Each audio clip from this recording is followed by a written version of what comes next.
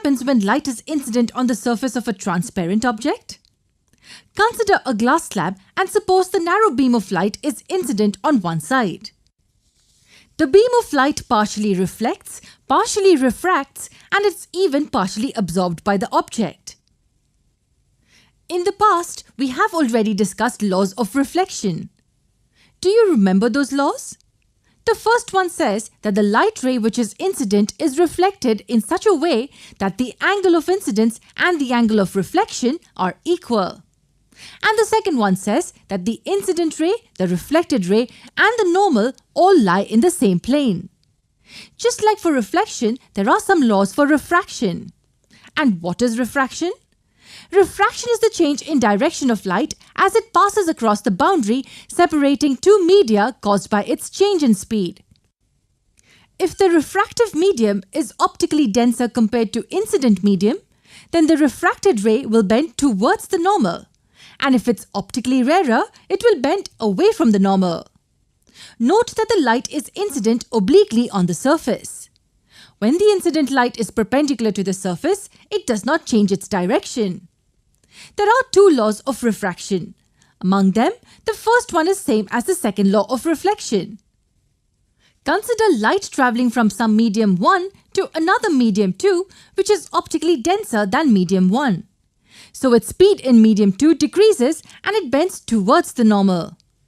The first law of refraction says that the incident ray, refracted ray, and the normal at the point of incidence all lie in the same plane. It means that if I were to draw this on a piece of paper, they all will be on the plane of paper and not out of the paper. What about the second law? The second law is also called Snell's law of refraction. Snell's law gives us the relation between the incident and refraction angles and the refractive indices of the mediums. What is the refractive index of a medium? It is the extent to which the refractive medium increases or decreases the speed of light. Mathematically, it is the ratio of the speed of light in the incident medium to the speed of light in the refractive medium. It's denoted by n, and the two numbers in the base are the two mediums. We read this as refractive index of medium 2 with respect to the incident medium 1. Also, V1 and V2 are speeds of light in medium 1 and 2 respectively. We can also define it as the extent to which light changes its direction in the refractive medium. Okay, let's discuss the Snell's law of refraction now. In simple words, it tells us that the ratio of the sine of the angle of incidence to the sine of the angle of refraction is equal to the refractive index of the second medium with respect to the first medium. Now look at the term on the right. It is constant for light of a given color and for the given pair of media. This is the basic idea of Snell's law, and there are different ways in which we can understand it. In the previous video, we'd seen what n/1 means. It is equal to the ratio of speed of light in the incident medium to the speed of light in the refractive medium. So we can also say that sine I over sine R is V1 over V2. There's yet another way to understand this. We may want to understand the ratio in terms of the absolute refractive indices of the medium. Absolute refractive index, if you remember, is the refractive index of a medium with respect to vacuum. For instance, if the refractive medium is water, then it's written like this.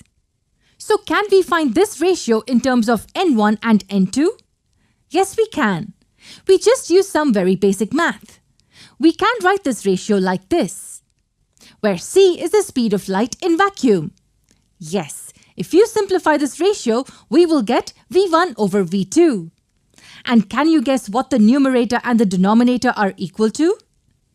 That's right. This is nothing but the absolute refractive index of medium 2, and this is the absolute refractive index of medium 1. That was another way of understanding the Snell's law. We can also say that sine I over sine R is n2 over n1, where n2 and n1 are the absolute refractive indices of media 2 and 1 respectively.